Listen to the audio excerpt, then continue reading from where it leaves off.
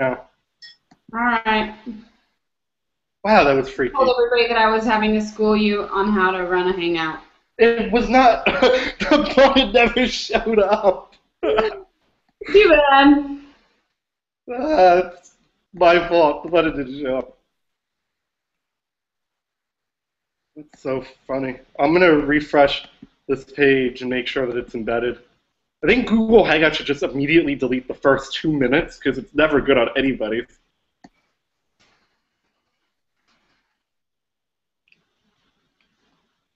Hmm. No, it's just the delay is like 2 minutes behind. Oh, okay. And there's our screenshot.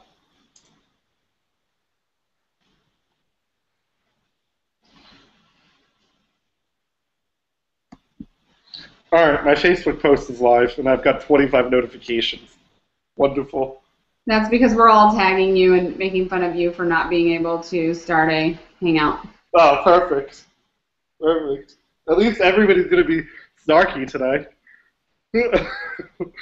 uh, Now, let me make sure the broadcast page is actually working.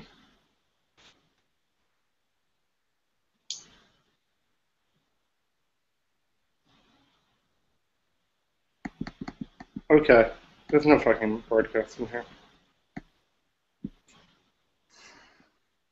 Kate, Yeah.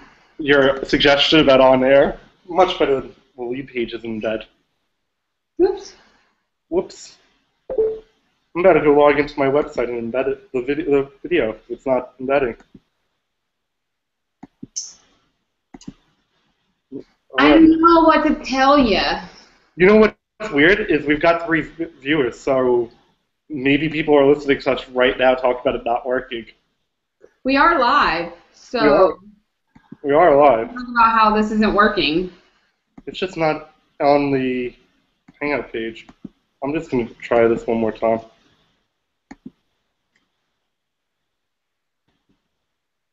Save, publish. Well, everybody's watching us. Hi. We've got viewers, so it is actually working. And having fun with my own technical issues. Yeah, I don't know why it wouldn't be actually showing on your page. That's beyond me. Well, why don't we do I this? don't try to do that fancy dancy stuff. That's all you. Yeah, and usually I do. You know what I'm going to do is I'm going to have to just change the link. Or actually, I'm going to click the link first of all for my iPad. Maybe it's just not working on my computer because I've got the Hangout going. We've got viewers. Yeah, no, I'm refreshing it in my browser, and I. Oh, it is working. It just wasn't working on my computer because I'm doing the broadcast. Oh, is that why maybe it's not showing on my computer too?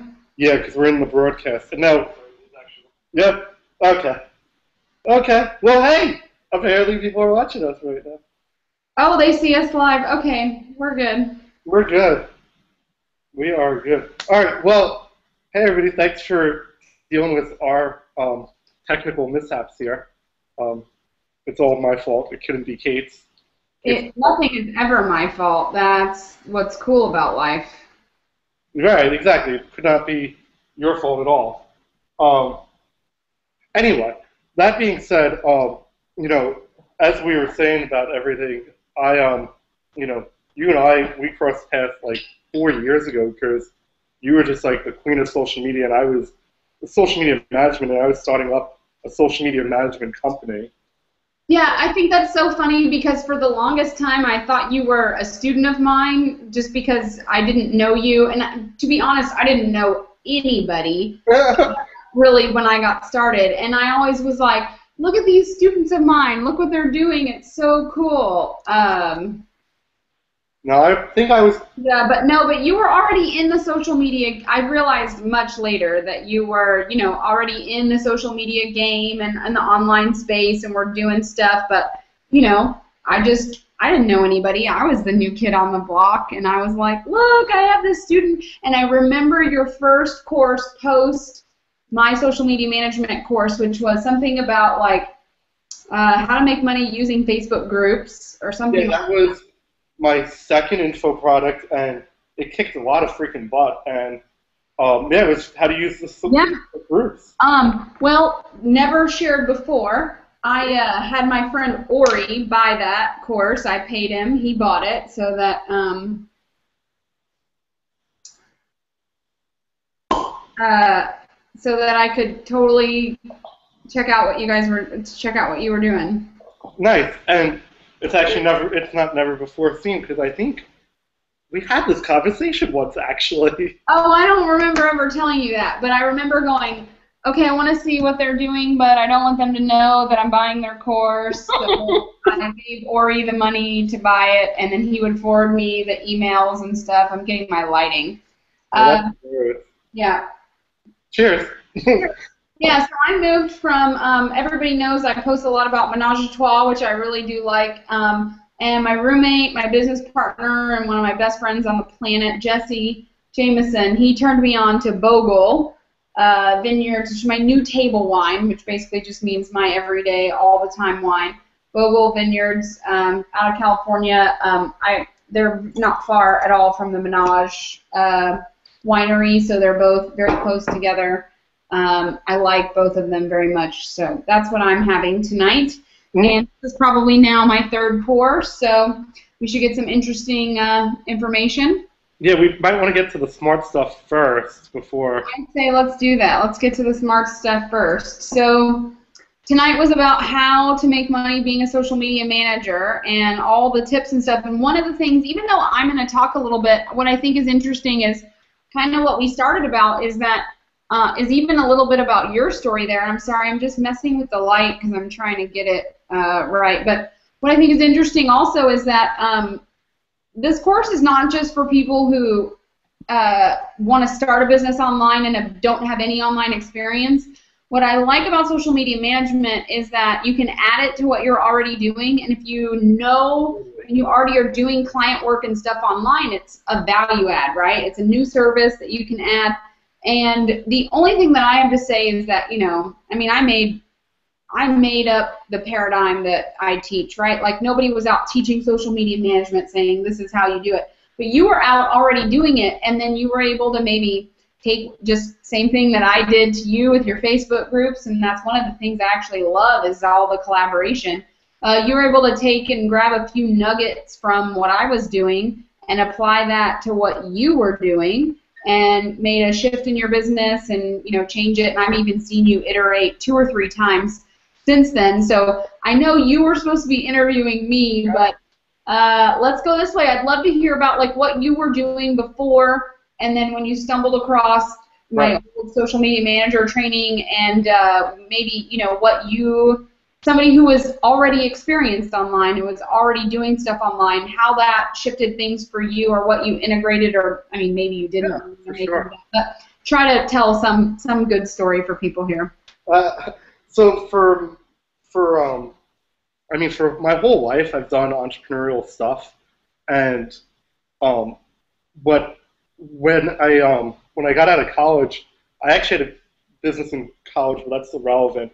But when I got out of college, I got basically the only job I've had in the last 10 years, which was I worked on Wall Street for 6 months doing purchasing, and I ended up getting fired because I was the top earner in the company, which is hilarious. You know when that happens? Yeah, so that was basically once that happened, I'm like, all right, well, I tried to have a real job, and it didn't work, so I'll never do that again. And I did some business consulting, and I was like 23, and I would go into like a local restaurant or something and do some consulting on how they could do, you know, just reach people locally better. And this was like 2007, and I did that for a little bit, and I didn't have a clue what I was doing. Like, I built a website for them before I knew about WordPress and all that stuff, and it was pretty funny. It was pretty cool. I did that for a few different companies, and then eventually I ended up moving to Miami, and I got sold into the whole idea of getting rich with network marketing for a while. And I tried that for a couple of years, and it didn't really make me shit. Like, it just isn't the right business model for me. And I ended up figuring out that what I knew about the online marketing and about reaching people was actually something a lot of the people in the companies that were doing well want to learn more about. So I started doing social media consulting and a little basic management. Really, it was a lot of teaching them how to do it for people who were in a network marketing company, who had a team, who were making a few grand a month but wanted to start making big bucks. And they wanted, lead generation. And I did that for a little while, and I realized that was cool, but it wasn't like a real career because these people were still dependent on the network marketing company doing well. So then, fast forward months later, after I got into a car accident, I got rear-ended. One of the first people we met afterwards was a chiropractor. And the chiropractor, I don't even remember how I found him. I think I just searched online. And he's like, just talking to the chiropractor, they always want to know what you do. I'm like, oh, well, we do this, this, and this. And his answer was, oh, well, could you get my stuff, going? And I'm like, yeah, absolutely. So meanwhile, I'm getting adjustments from the chiropractor, and I'm doing consulting with my old partner with the chiropractor on their business, going home, doing stuff. The chiropractor is giving us checks, and we're doing their social media management, which was great because I didn't really want to go find clients. My back hurts. And in that period of time, I actually did a lot of studying of what different people are doing. And one of the biggest things I realized is with the services and everything we were offering, there was no such standard operating procedure. There was nothing like this, that. It's just figure it out. And it was just, improv. And because we were in a situation where it was improv and winging it, you constantly are turning online to see what other people are doing, what's working, what's not working. And, that evolved. I ended up teaching a course on how somebody could build their own brand online because I didn't want to do the management anymore. That's how I had this whole brand about building your own brand for a while, and then that transitioned into the strategy of the Facebook groups that we were talking about.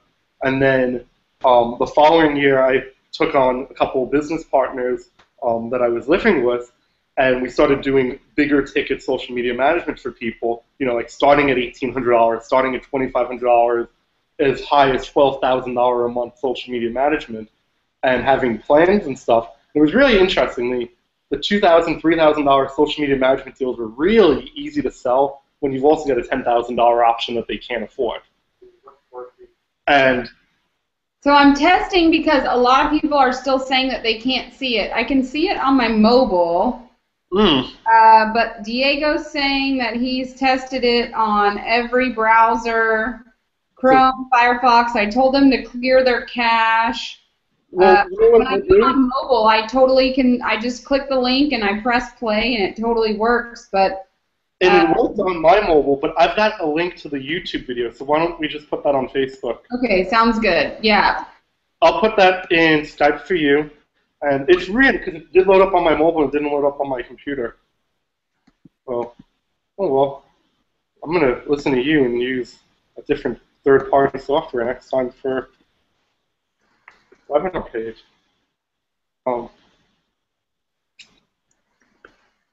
More wine. And more wine. More wine is always good. I've just tried this new brand, and they're pretty good. It goes down a little bit too quickly. That's my problem with the Bogle. How many viewers does it say that we have? Some people must be. Yeah, some people are on. We've got viewers, and some people aren't.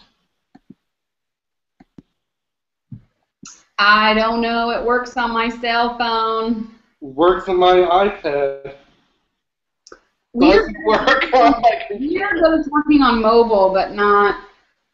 Right, is it evolved to that point where mobile will always work? And wouldn't that be awesome though? When that's finally the case, is that the mobile works just fine. Mobile exclusive, people. Those damn computers. They are bulky, and their hard drives crash. So there's that. I'm getting scared too because I bought all new Mac equipment 3 years ago. Now it's getting to that point uh-oh. My laptop's 4 years old. It works fine, but My iPhone's had been having a bad week. It started randomly calling people. Oh, cool. There's that in bed.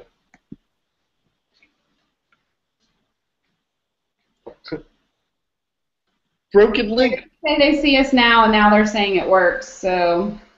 Oh, okay. All right. So let's continue on. Continuing. So. I just wanted you to know why I was like seemingly not paying attention.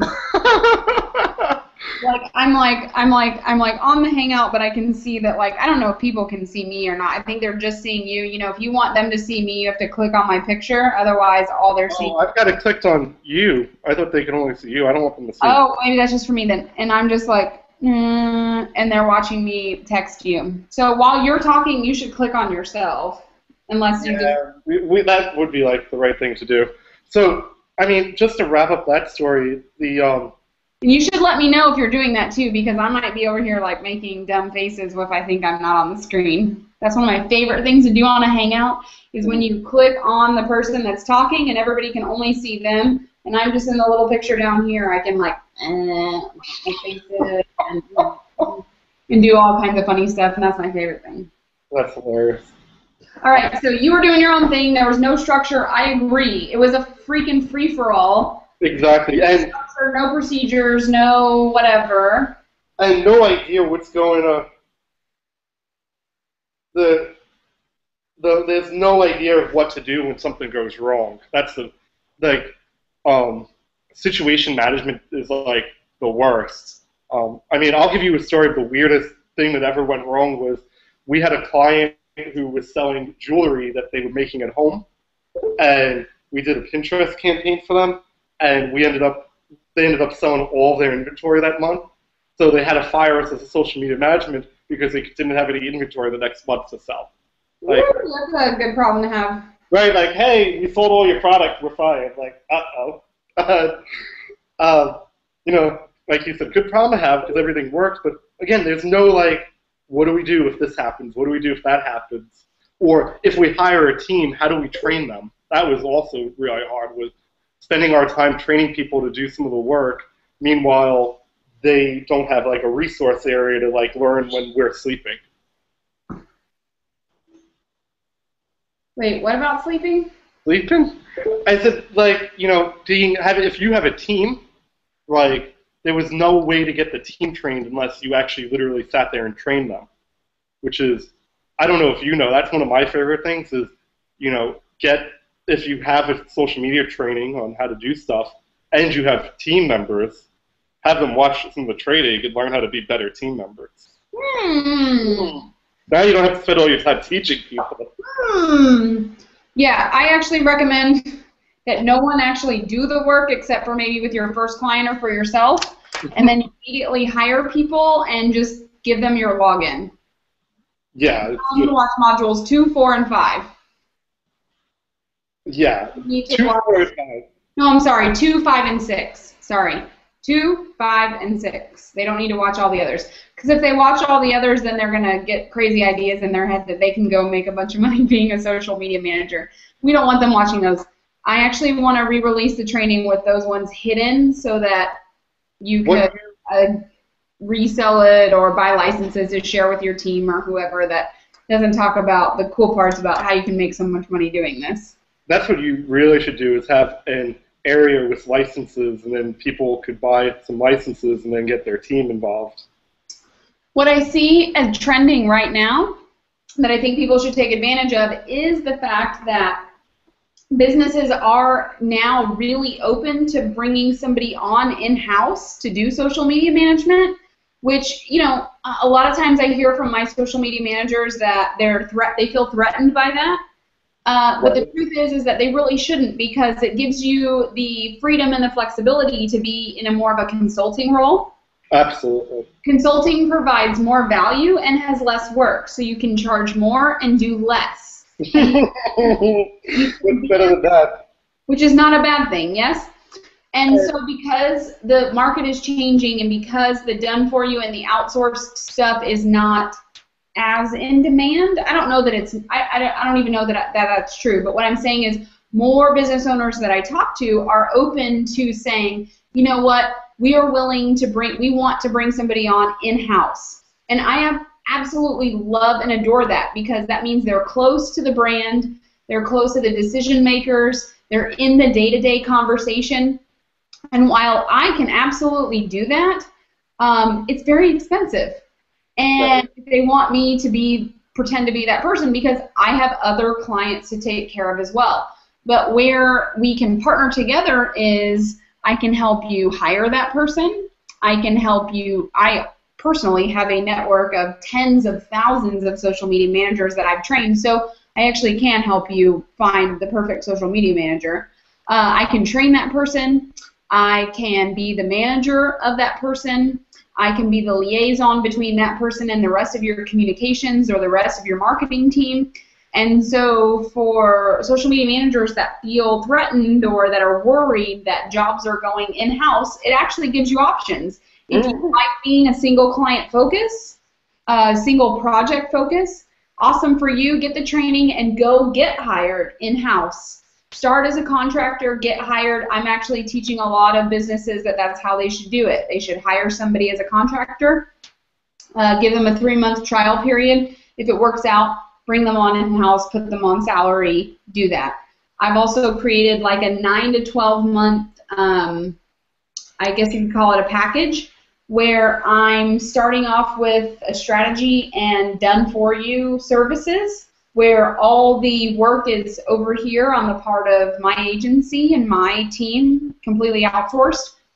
In addition to that, we layer on top training and development for their in-house team, where they start off looking over our shoulder while we're working. In the meantime, we're training them, and we're slowly sort of handing off items to their team, where over the course of 9 to 12 months, at the end of that, their team is the one doing all the work, and we are the ones peering over their shoulders saying, good job, bad job, fix this. Oh, Facebook made a change, do that. Oh, this Instagram strategy is really working. You guys try that, right? And so it's almost seamless, where we move from being an integral part of the team, and we're part of the done for you, to this retainer where we're doing consulting. And quite honestly, I think that is absolutely best of both worlds for everybody. I am thrilled that companies are embracing bringing social media managers on full-time in-house. And I love it for me because it means I'm not responsible for 5 to 7 Facebook posts a day per client. Right. It also means that, but what I am responsible for is making sure that their team is on point, with our check-ins, with their strategy, with their implementation. But honestly, the actual doing is over there, and the partnership in that is beautiful. So don't be afraid that every business, look, 5 years ago we said every business was going to have a social media manager, and we thought that that might be in an outsourced position was the best case scenario, but the truth is a company I just spoke with, I'm sorry if I'm rambling, but You're not rambling. I just spoke with a company the other day that I'm really excited to get started working with. They're, startup, they have patent on their technology, software company, really cool people, super, super smart. And, we were talking about how, honestly, every single person on their team needs to be trained in social, not just their social media person. And outsourcing it, while that's convenient, long-term, it's not a good solution. So we are going to use that exact strategy that I just talked about, where, we're going to train them. But we're going to train everybody from the CEO on down. Every single person in that company needs to understand how social media plays into every business objective that they have, so that they're all on the same page, they're all working as a team, and I couldn't be happier. I don't feel threatened that they're taking work away from me because they want to do it in-house. So with the consulting, do you find that those are usually local companies, or could they be anywhere?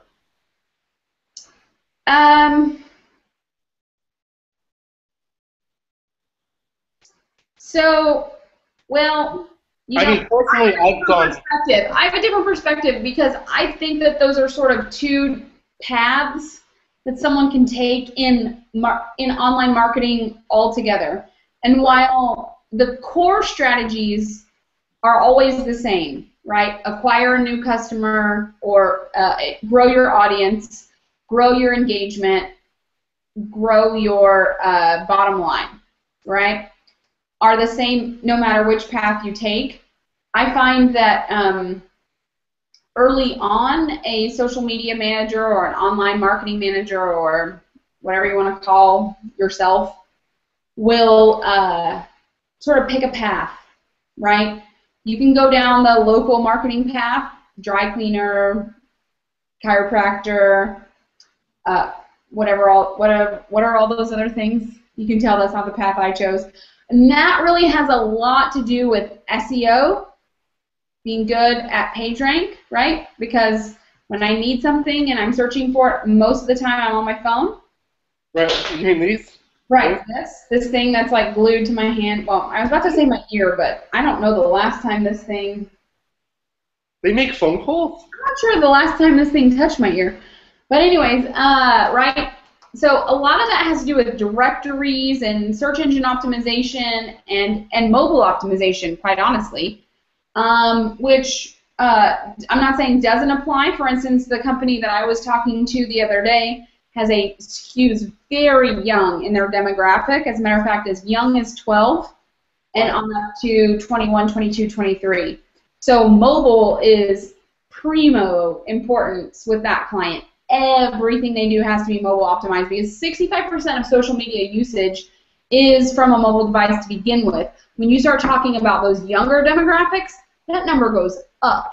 We were just joking about that before we went live because we were trying to embed this broadcast onto a page, and for some reason you guys can't seem to see it in a regular web browser. It on my mobile browser, and we were like, isn't that going to be a funny one day when it's like on my phone or my iPad, but I can't freaking see it on my laptop because these things are archaic.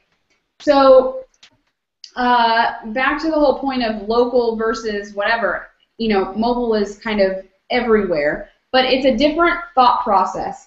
The other thing to consider is if you go local, you're talking about, you want to talk about what does it cost to acquire a customer, because social media is about a couple of things, right?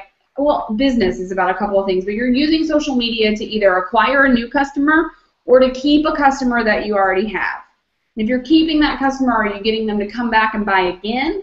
And are you getting them to spend more with you when they do come back to buy again? That's the 3x3x3. I wish I could remember who to credit with that. I learned it from Perry Belcher, one of my mentors, when I was first getting started. 3x3x3. 3 times as many new customers, get your existing customers to buy from you 3 times as often, and get them to spend 3 times as much when they do. 9x your business. Social media can accomplish those things, either acquiring new ones or retaining them. When you're dealing with a low-ticket business, like a dry cleaner, a local business, a restaurant, for instance, you as their social media manager have to figure out how to file. When I have a $30 ticket when I check out at a restaurant and I'm your social media manager, I got to get a lot of people in there to make up for my $1,000 a month or $1,500 a month that I'm charging to post on your Facebook. Otherwise, the restaurant just sees it as an expense and not an investment. But if I'm a company that has a product that is $100, has a product that's $500, $1,000, if I'm your social media manager and I'm charging $1,000 a month, I really only need to get you 1 customer. That gives me 30 days to find you 1 customer with social media in order to justify the expense that you're spending with me, at least to a break-even point, right? You're not ROI, you're breaking even. Let me point right there, Kate, because you just pointed out a really great tip that I want to point out to everybody, which was something I figured out was one of the questions I ask a client when I first get to know them, like before they've paid me any money, is how much money does your average customer make you? And when I asked it to a chiropractor I was working with, he said $10,000. When So you he ask, knows that even though it's only $50 a visit, that over the course of the lifetime of a customer, if he can get one in the door, it's $10,000. See, a restaurant doesn't always think that way because they don't track their customers' lifetime value. what was incredible about this guy was the reason why it's 10,000 is because that's the maximum amount of money an insurance company will pay for no fault when when it's not their fault, when it's the person who hit them. Right. So he knows that he brings them in, the insurance company is going to pay him 10 grand. Nothing comes out of the client's pocket. So for him to pay us 2 grand a month is a joke. Because he's like, if these guys get me one result a month, I'm still 5xing my income or my investment. Yeah, and that's what's freaking cool is when a business knows that you can talk those numbers. I cannot tell you how many times, even in online businesses, people with lists and using all kinds of CRMs and whatever have no idea. Because see, here's the deal: if you know, and if you can help your customers, your potential customers, figure this out, closing them is a cinch. If Oh you yeah, it's a math formula. that chiropractor did not know that, and you said, okay, go back and average over the last 3 months or last 6 months, or go back to the last calendar year, every new customer that you got, how much did they spend with you, average that out, and he came back and said, oh, it's 10 grand.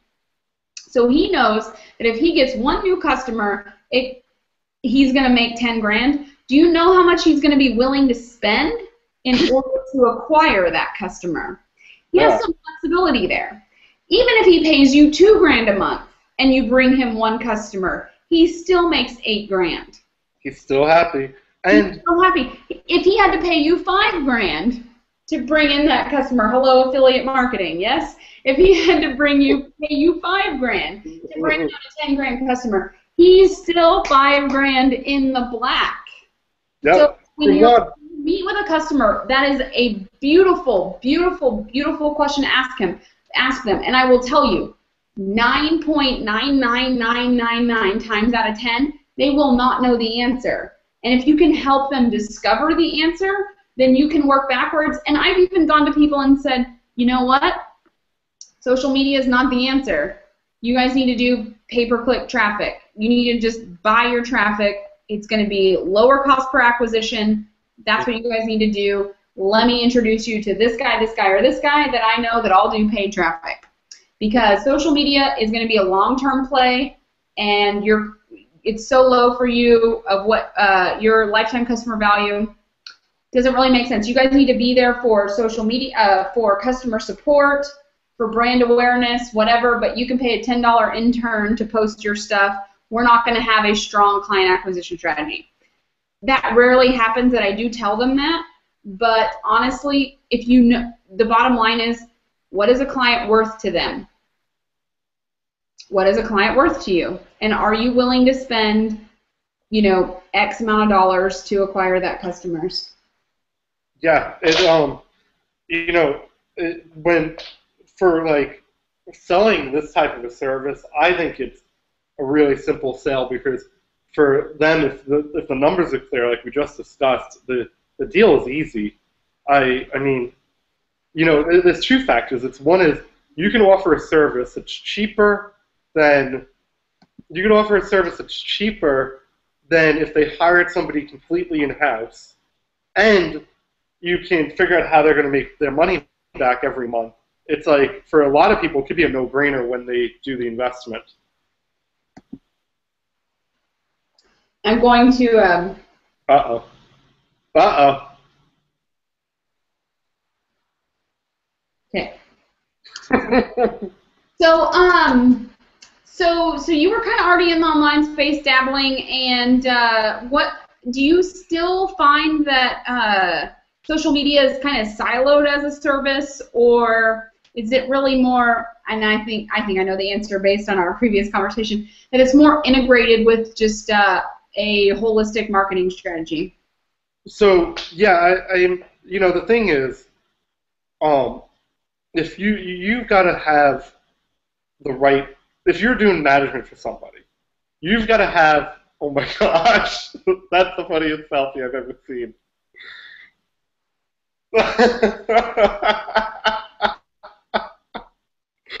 Oh, that's great. So, if you're doing management for somebody, you've got to like really figure out if they're going to be the right fit too. Because if you find a client who just wants to talk about what they're doing and they've got like never-ending amount of information about what they do, that's great. You've got content. But some people, you talk to them and they don't want to actually create any type of content. So now you're trying to do social media management for somebody who doesn't have anything to say. So it's kind of like, I don't know, the social media management is an enhancement tool, and for the right company, it's great. I mean, here's the thing. What I found was I like to find a company that's already making $1 million a year or more and say, how would you like to increase your revenue with some social media management? How would you like to pull it all apart? If you're meeting clients who are making no money and they want social media management, but they really want is a hero or a savior or somebody to blame for the reason it doesn't work. You know what? That is my biggest complaint, and kind of when I send people on their way, what I was just saying before is social media is not, and luckily I think people are coming around to this. I've had to say it less than I did maybe 2 years ago. Social media is not your magic diet pill. Right. Okay?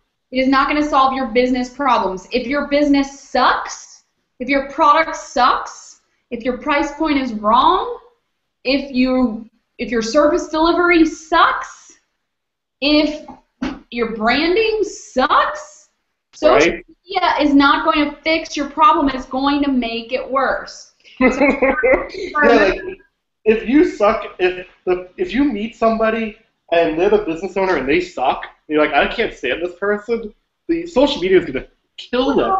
I'm going to be nice, and I'm not going to go so far as to say that somebody sucks. But I'm going to say business is hard. Business is hard. You have to use your brain. Okay? You have to use your brain. So business is really effing freaking hard. Take it from somebody who doesn't know, didn't know, I don't know, jack crap. I know 2 things about business, jack and shit. That's not true. But I didn't when I got started. And it's freaking hard. It's hard. So I had a client come to me about 3 years ago. She was a referral from a current client who's a guru. I live in the guru space. We started talking about that local versus what I live in, the speaker, author, coach. I live in, and I'm branching out now. I've got some retail brands, some software, some whatever. But local business is not my thing. I refer to other people that are experts that have dialed that shit in, and yay for them, and I love that. And please come teach social media for local business, because Clarence Fisher, Sharon Tannenbaum, all of you that focus on local businesses, awesome. I don't want to be an expert in everything. I want to be an expert in whatever I'm an expert in, and I want to bring in the smart people. That's one of the things I love about my new Social Media Manager Pro versus my old course. It was all about me, and I had to know everything, and this time I was like, impossible. 7 main platforms, plus blogging, plus blah, blah, blah, plus blah, email marketing, plus everything. I don't want to know everything. So I stick to what I know, and I bring in experts for everything else. But nonetheless, this client comes to me, and she's got what seems like an interesting product, a service for people, and it seems like it's needed. But this is just me listening to her say, hey, there's problems in the world, and here's how I'm going to solve them. So I say, great. Let's talk about your budget for social media. And that's kind of your first clue of like, oh crap, okay, well, it's not really gonna work. So I said to her at one point, do you have traffic to your website other than social media right now? Well, I've gotten, I can't remember what it was. I think she said like 400 people have come to my website so far. This is, Startupville, whatever. She was a client of a client. Okay, I'm listening. And of those 400 people, how many people took advantage of your free offer on your website? In other words, they gave you their email address for your free report or whatever it was. Her answer, 75. 75 people out of 400 gave her their email address. Not bad. Exchange for her free report. Not bad at all. Okay. Now, of those 75 people that gave you their email address for your free report, how many of those people came back and actually bought your paid service? 0. Let's just start off by saying Twitter is not going to help you. Twitter is not your problem. Because all Twitter is going to do is get you more of those 400 people. Who are going to buy nothing. Awesome of those 400 people that you're going to get more email addresses. If ultimately those email addresses never buy anything, Twitter doesn't solve your problem. I can't solve your problem with Twitter. It's not a traffic problem. Granted, that is a really small sample, and probably small enough that, you know, we could say it's here or there. But nonetheless, the data is pretty conclusive. 75 people said, yes, I want to know more information about what you do, but no, I don't want to pay you to actually do it for me. There's a problem. Either your market is saturated, there's really no value there, it's not the actual problem, your copy isn't hitting home, you know, you haven't correctly identified your avatar, a lot of different things, but until you do those things and dial those things in, sending more, you know, I always said Twitter was like your school bus. I pick your, you know, or a city bus, it could be any bus really. I pick you up, you get on my Twitter bus, I tell you where we're going and why we're going there, and everybody's like, awesome, let's go. And I drive you over in the Twitter bus, and I drop you off at your website. So I'm the Twitter bus driver, and I say Twitter now, it's Facebook and Pinterest and all these things, but I like saying the word Twitter, right? So, right, and I drop you off. That's my job. I'm a fucking bus driver. I drop an F-bomb. I'm a bus driver. That's what I am. I pick people up wherever they are, on Twitter, on Facebook, on Pinterest, wherever. I pick them up, and they get on the bus, and I say, we're going over here, and they're like, awesome, let's go over there. And I say, okay, let's go over here. And I drop them off. Once you get there, if you didn't hire me to write copy for your website and do your branding, help you with your free offer, do your product development, test your pricing, test your copy, be your copywriter and all that shit, I can't help you because what I have done is my job. I have said, hey everybody, let's go hang out over here on Corey's website. He's going to talk to you guys about how to make soup. And everybody goes, I want to learn how to make soup. And so I go, awesome. And I take them over here and I say, here's how you're going to learn how to make soup. And 75 of those people say, I want to learn how to make free soup. And then of those 75 people, no one says, hey, Corey, let me give you money to teach me how to make soup. The bottom line is, you don't actually have a business. No, that's not a business.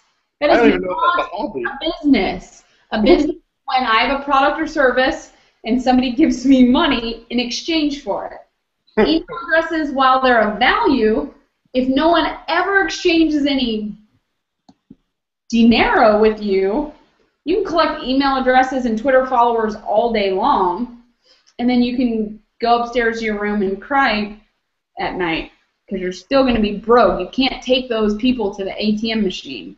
My old mentor, he's still a mentor of mine, but what he used to say was that if your business isn't making money, you're running a non-for-profit from the discomfort of your own home. Exactly. What it is, I mean, that person doesn't need traffic. That person requires conversion optimization. One more time? I said that person in that example doesn't require social media management. They don't require traffic. What they require is help with conversion optimization. That's the real conversion optimization. Let's go back to market research. Is there even a demand for what you're offering? Did you even go out and see what was happening in the real world? Just because I think there's a problem happening in the world doesn't mean that people are... The best thing you can do, in my opinion, and please correct me if I'm wrong, is keyword research. Because ultimately, the amount of searches per month happening on the web for particular keywords is a pretty darn good indicator of what the world is looking for and questions that they have and problems that they need solved. If no one is searching for a solution to your problem, may not be a problem. You know what also is really good on the exact same. Correct me if I'm wrong, but I mean, or it is a problem and it's a small percentage of people, and that means it's a really high ticket problem. Or find another problem that's more that's more, you know, that, I don't know, I'm ranting now. This is where the wine was a bad idea. Well, you know, the thing is for me that what should we call it, that wow, I think the wine was working for me too, because I lost where I was going to say there. The research part is really important because I like to search, like, what the competition is doing, if there's a search out there, if there's products that are making money in that niche, if I like to go on Google Trends to see if it's becoming more popular or less popular. Like, I do all this research before taking on any type of client because I want to know if in 3 months they're still going to be able to be a client of mine or they're going to be out of business. And yes, I mean, I think the mistake is people like hear that somebody wants to hire them and they jump right into it. And what they really need to do is pick and choose their clients wisely, because you could have half as many clients make twice as much money by doing the research and by picking and choosing who you work with. You just have to have more leads, more people who want to hire you than you have time to actually work with them all. Okay, that's interesting. So, interesting comment. So I only have 3 clients right now. Right. I won't take on more than 4. They're all super high ticket clients. But I moved from, I remember back in the day, I feel so old, back in the day, I remember back in the day, and I had like 20-something clients. Some I was doing consulting, some were coaching, some were done for you. At least almost a dozen clients that I was doing done for you. I had 4 social media managers, I had an account manager, I had a graphics person, a web person, I had an assistant. I had this huge team, and my life was like out of control. And I hired a business coach because I was like, somebody needs to sort my ass out. I have a problem called I have a business, but I don't know how to run it. I hired a business coach. She come in, she taught me that we needed to proceduralize things and make standard operating procedures, which was hilarious because I already had a course where I was teaching other people how to do this, but we didn't have like an internal procedure manual, which was funny. So I thought, great, I'll kill 2 birds with 1 stone. We'll create an internal procedure manual for my 20-something clients, and then I'm going to turn around and sell it and make a whole bunch of money. Got about halfway through that project, and I remember at one point thinking, why did I hire this coach? I'm not really sure. So we're sitting on a call one day talking, and she said to me, why do you have this agency with these 2 dozen clients, a dozen people working for you? You're running around, speaking, traveling, code, whatever. Why are you doing all this? Why'd you start this? And I said, I don't know. She said, wait, now, I mean, you had like a dream, right? You had like a vision, you want to have this business, you're going to be, and I was like, no. All that happened was, I don't know what, but somehow people started coming to me going, I want to give you money. Can we give you money? Would you? Hey, Corey, you want some money? You want to take some money? Hey, can I give you my credit card?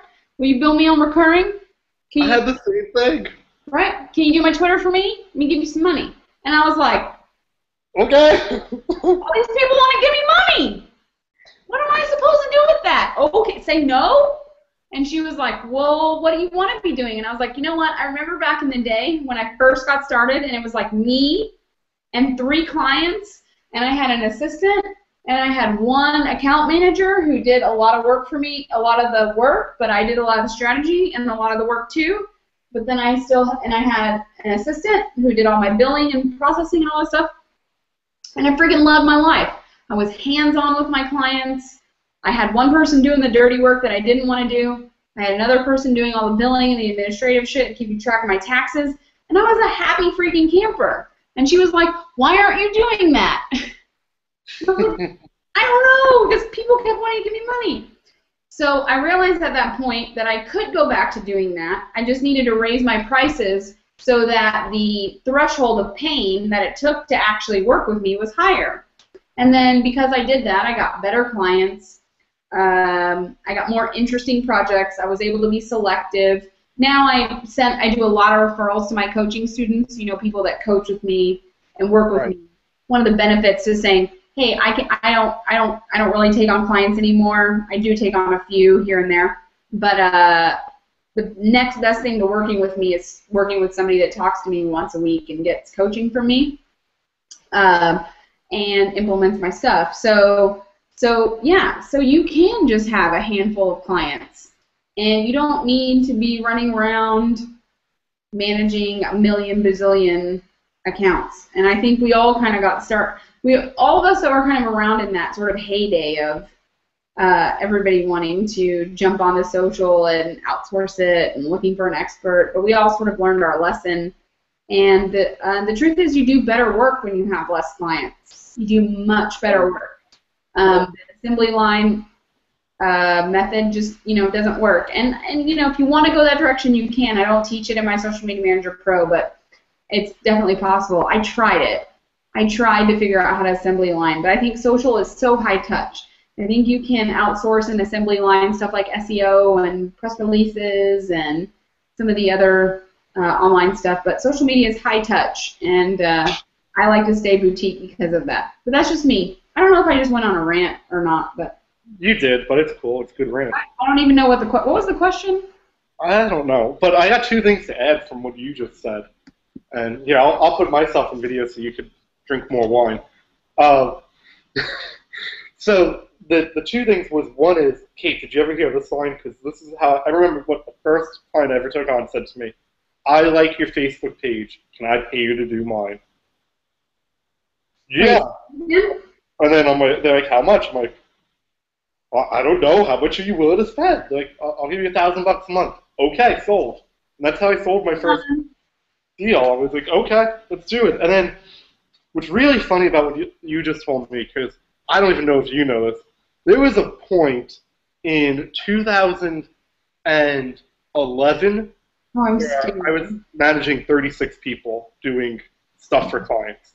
We had SEO people, we had social media managers, we had link makers, we had research people, we just had too many people. But we had like 12 clients, we were doing like close to 6 figures a month, and we had 36 employees, and I was ready to blow my freaking brains out. So yeah, me too. Just me too. Like, because it's one thing, this is what happened. Triple your prices, and all of those people go away. Well, yeah, of course. First of all, I mean, since then, I've raised my prices so high that, like, I can work with a handful of people, and I love it. And the people who work with me love the results because I only work with a handful of people. Well, that's what I said. You just do better work. Less clients, do better work. Absolutely. When I had like big agency with a lot of clients, and I wasn't charging, I was charging $1,500 to $2,500 a client. What would happen? I don't know if this happened to you. Something would go wrong on one of the accounts that I wasn't paying attention to because it was fully outsourced. Something would go wrong, and I'd have to spend a couple hours fixing it, and that'd be fine. But in the time that happened, like 12 fires would pop up from the people who were in autopilot. They're like, wait, what happened? And it's just not manageable. If you want a big agency like that, like, you need, like, Gary Vee's got a huge agency, but look how much money he came into the deal with it, and how many layers of structure he has, and how many people on his team will do a good job because they want to impress him. and he still charges an arm and a leg.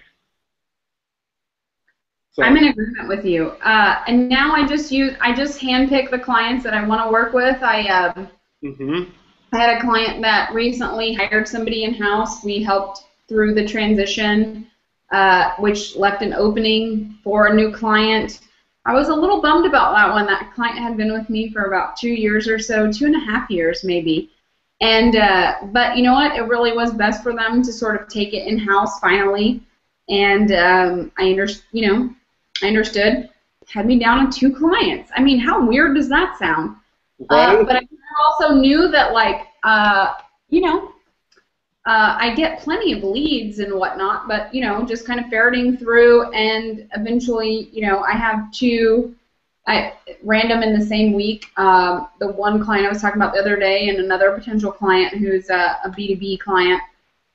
That would be us partnering to implement social media for a bunch of their brands, and or helping them hire somebody to be head of social for all of their brands.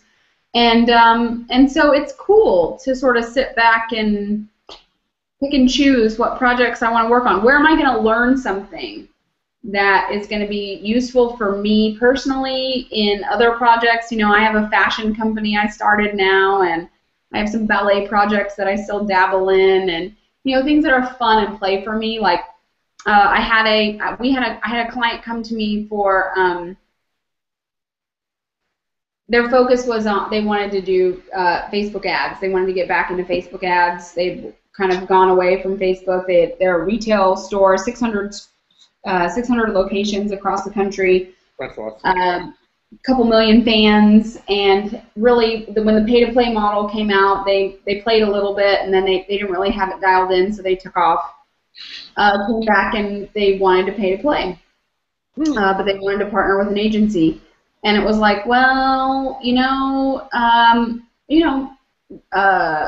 retail foot traffic. We talked about local marketing isn't really my thing, but they sell online, so they've got some e-com. That's definitely in my wheelhouse. And lo and behold, I run a fashion brand just for fun on the side, my favorite fashions. So can I take on this client, and can I learn something? Am I going to have fun with this client? Is it something I'm interested in? Does it promote good in the world? I feel good about doing this project, and like that starts becoming your criteria. And then I say, great, yeah, this is actually something I'm interested in doing. Yes, I see the long-term potential of this. Yes, this feels good to be invested and partnered with you in bringing this message to the world.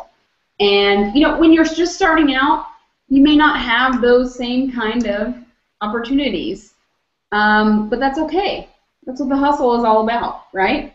I think every opportunity that you can get, figure out a way to make it work with every single client that you feel good about working with. And then as you grow, raise your prices, start being more selective in your criteria, let clients go, and just evolve. And that's what you did. That's what I did, and now we are where we are. And I know plenty of people who've done the same. And, I think the big thing about your course is the biggest advantage people can have from it is it's going to shorten the learning curve. It's what took me 4.5 years to figure out, what took you about the same or longer to figure out, what will take somebody, 5 years to figure out. They could get, you can compress time. It's not like it's the easiest thing in the world to do. If it was, everybody would be doing it. But there isn't a lot of things where you've got the flexibility that you can be the voice of a brand while you're still wearing your pajamas. That's yeah, you know what, to me, that's the thing for people is, and granted, this wasn't a thing back then. I remember just hearing people on Twitter saying, man, I'm getting a lot of DMs and most of it's spam. Like, I really wish someone would delete that stuff and just, tell me what the important stuff was. And I was like, I can do that. That's how highly I thought of myself at the time. You're qualified to do that, Kate? I am qualified to delete spam and send you the important messages. That is what I am qualified to do. And the rest of it, I made up.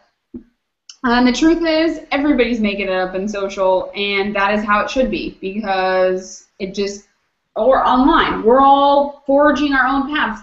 If you're following a template, that's awesome, and then when you can follow the template and see the trends and patterns and start thinking for yourself and forging your own path, that's where the beauty starts. But you're right, you and I came from the school of hard knocks, and I chewed up 18 months playing around on Facebook. I remember my husband yelling at me, like, get off Twitter, get off, when did you get off your phone? And then about 18 months later, when I was doing 10 grand a month, I don't remember him complaining anymore. That's weird. About why I was always on my damn phone. And granted, what's funny is I was always on my dang phone during football and, you know, social time and, like, you know, just being a regular old person, not during business hours, because during business hours, I was on social media for other people. You just gave me something that's hilarious that I got to share, which Okay. is I went out like a week ago, and I saw a few of my friends from high school that I haven't really hung out much with, mostly because, you know, I spent time traveling and moving around, and I had I had my iPad with me, and I had actually my backpack. It's just like my iPad and a couple of things in it, and you know, we're out, and for like, I don't know, 15 minutes in the middle of the day, I was on the iPad on Skype telling a couple of people what to work on. And one of my friends looks at me, he's like, "Oh, what are you doing? What are you working on?" My snarky answer was, "I'm doing all the work I have to do for the day." And in like 15 minutes on the iPad, I hammered out everything that needed to be done. I had done a couple of consulting calls earlier on the day on the phone, and I was done. And my friends are like first they gave me that look, like, "What do you think you're doing working while you're hanging out?" And I'm doing them look like, "Hey, so you got to wake up at 8 in the morning tomorrow and go to work, don't you?" I don't. Oh, it's just a big paradigm shift, I think. It definitely is. I was a good friend of mine and her husband. We always go on a sailing trip every year to the BVI's, and I say every year, I mean we went 2 years in a row. And this year we brought other people with us, and we were supposed to get on the boat at noon. So we all were at the dock at noon with all of our stuff to get on for our 7 days out at sea. And something happened where the boat wasn't ready. And they said, "Hey, you guys, we still need to do some stuff. We got a couple hours. Y'all should just head back up to the pier, find a place to grab some food, have a drink or two." And I was thinking to myself, dang, there was this Facebook ad campaign I had really wanted to launch before we left. Although the beautiful thing about the U.S. Virgin Islands is that you're still in cell service, so I could power my laptop from my phone. So I was kind of thinking, get on the boat, we're going to get out to sea a little bit, and then I'm going to dial in these Facebook ads that I want to do. I had a couple emails to answer, a couple little quick things. So here we go. I just magically get these 2 hours of the day where I'm not having to do it on the boat. And we go up to the bar, and we're sitting there, and we're with a group of people. And one of the guys is like, "Get off your computer." And I'm like, "This isn't, you're on vacation. Get off your computer." I mean, every day is a vacation. Well, I had some comment on that. Awesome that I can sit here in this bar drinking beer with everybody here waiting for our boat in the U.S. Virgin Islands, and I'm still making money. On top of that, which was really fun, mostly just because I got to share it with the people that were on the boat with us, because everybody else, most of the time I'm traveling and I'm around entrepreneurs, so sometimes I forget what it's like to be around people who have 9-to-5s. We were running a promotion for an affiliate of ours at the time, and it's one of the first ones that we've hit really hard recently, where we were emailing like every day. I don't do that very often anymore, so this was kind of a big deal. And so every day I'm like, I just made another $500 commission. I just made another $500. By the end of the trip, I was like, I just paid for my entire trip Today. while we were here because I scheduled some emails while we were sitting back at the bar with my autoresponder, and you were yelling at me to get off my computer, right?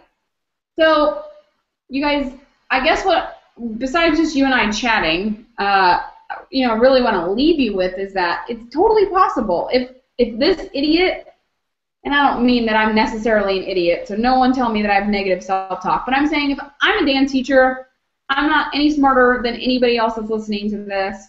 Corey, I love you. I don't know that you're any smarter than me. I'm a knucklehead. I think if we can make this thing work, so can you. Yeah. I don't want to leave you. So let's do this. I got one more question for you, and then... you were asking questions? Yeah, well, I got one that's just been lingering in the top of my head, so I got one more question for you, and then what I want to do is talk a little bit more about your course and what you've got, because... Oh, it's not. Is it personal? Is it a personal one? It's a personal question. The personal question, and I'm going to ask you a question, but I'm also going to walk away to get some water, because... Oh, goodness. No, it's not from that. I'm actually just... Should I drink the rest of this before you ask? No, I'm going to grab some water, because otherwise I'm just going to chug a mug of wine right now, because I'm actually thirsty. So, my super high-tech question for you is, what are three things somebody who's doing social media management has got to avoid? Like, don't do this. Do not do this. And if you give me three, I'll give you one more.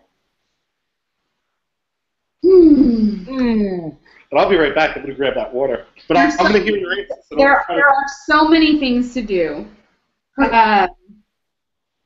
The first one is, so narrowing it down is difficult because there's really a lot. So I'll tell you the first big challenge that I see people getting stuck on is trying to get it right before they get it launched.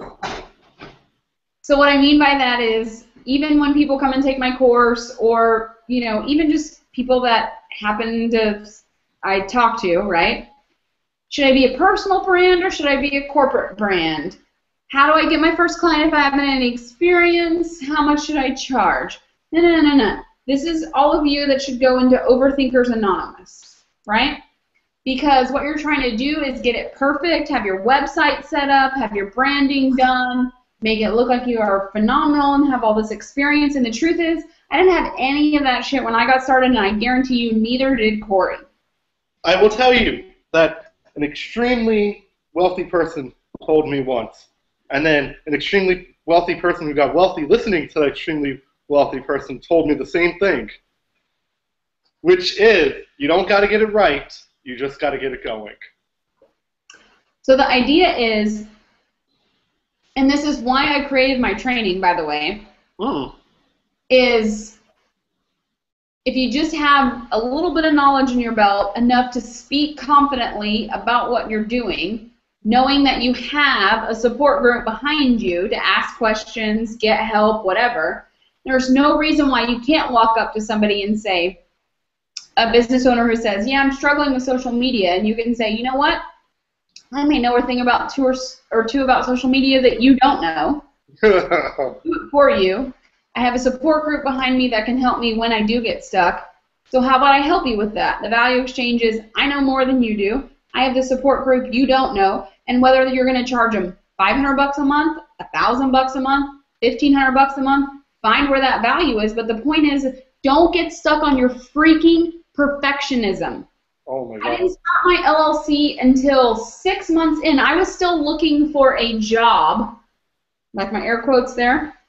Air quotes? I was taking freelance gigs to support myself, and 6 months later I had so many freelance gigs, I finally said to myself, maybe I can stop looking for a job. And I started my business. Every single person I coach, with the exception of very few, the number one problem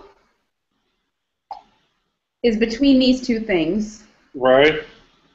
It has nothing to do with anything else than you, I'm going to drop the F-bomb again, disclaimer, might fucking yourself, or there's some reason why you can't do this.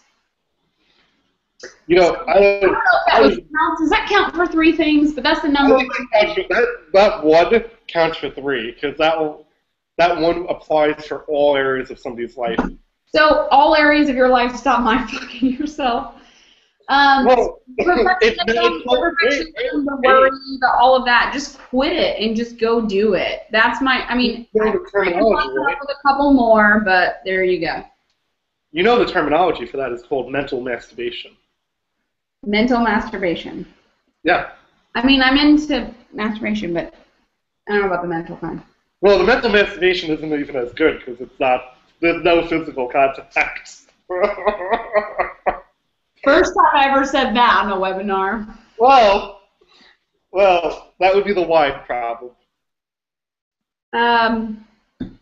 Other things to avoid: trying to do it all. So in other words, when a client comes to you, if their website looks like crap, they're not doing email marketing, they need to know paid traffic, and you think, oh, I'm going to do that. I don't want to lose this client, so I'm going to offer all of these services even though I don't know jack squat about them. Or even if you do know jack squat about them, still trying to do them all takes you away from your core competency. So you either need to, number 1, refer, or number 2, outsource. So that comes back to what I would say is a scarcity mindset. So the first one is still this, but it's because of lack of confidence, lack of self-worth, lack of whatever. The second one is trying to do it all, but it's from a scarcity mindset. That if you send them away and refer them, hey, you know what? I don't do branding. I mean, I can talk to you about branding and I have ideas about branding, but I don't have an implementation team that can implement branding. What we should do is you should pony up some money and we should hire Corey's team, because Corey's team does killer branding. So let's work together. Let's come up with your brand concept. Let's bring Corey's team on. Let's get their feedback and their ideas. Let's build a brand concept, because you know what? Corey is the guy that I will go to when I'm trying to build a brand online, right? That's why I have 36 employees. Instead, you want to say, no, I can do it. I don't want to lose this client. I don't want to refer them to Corey. I don't want them to know that I don't know what I'm talking about. That's the number 2 thing. Don't try to do it all, because you can't. You should be competent in everything. You should be able to see their online marketing strategy from a holistic point of view. So you should understand branding. You should understand web design and development. You should understand traffic. You need to understand email marketing. You need to understand lead magnets, tripwires. You need to understand funnels. You need to understand upsells and front-end offers and continuity. You need to understand video marketing, social media. You need to have a good grasp on all those things. But try to be an expert in all of them. You might as well just hang yourself, because you're going to have a miserable life trying to implement all of that for everybody. So either bring in partners, you know, be a person who has, you know, the resources and be the point person for everybody, or just refer. Refer. Either way, your client is always going to look back to you as the person that's the expert that connected them, that gave them those resources, and they will constantly come back to you for that. So stop trying to do it all. I've actually gotten, first of all, everything you just described in number 2 is the exact reason why I had that business with 36 employees and too many clients. Because they're like, we do this. I'm like, oh, they want the service. We better hire people to do that. And eventually we were offering services that I didn't even know how to do, which is a horrible idea. But you'd heard of them. I'd heard of them. I've heard of data mining, so why can't I sell it? So that was a huge problem. And then that got so stressful that me and one of my business partners ended up playing video games for about 3 weeks straight until we destroyed, like, we just got out of the business. I mean, we had a big old month. We had some big clients, and we played a lot of NHL hockey and some zombie killing games. It was just like, all right, the employees got this. Like, let's just, it's like, just imagine a big, like, 747 and the 2 pilots are hanging out in first class and having drinks. Oh my gosh. I can imagine that. Imagine people on a webinar who's supposed to be teaching and they're drinking wine. Well, yeah, but we've had good information. So don't try to do it all. Don't think yourself stupid. And then... And the third one, because those two things are huge. Those two things are huge. I think, you know, the third one... By the way, I do have to point out... I do have a third one. You said you were going to add an extra one, but I do have a third one. I know you do.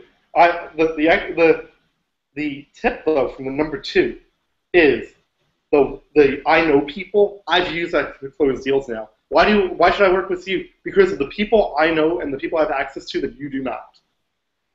Abso-freaking-lutely. And they'll pay extra for that. They'll pay extra. And if they don't pay extra, they'll at least hire you compared to somebody else because of the Rolodex. And if you imagine back in the 1940s and back and everything, the people who got the most business had the biggest Rolodex. So those relationships that you've curated, selling tool. And, drum roll, Kate's number 3 thing to don't do unless you really hate your life and like to torture yourself. Do if you don't really hate your life. Okay. Things not to do unless you want to torture yourself. This one for me is, I hope it comes across right.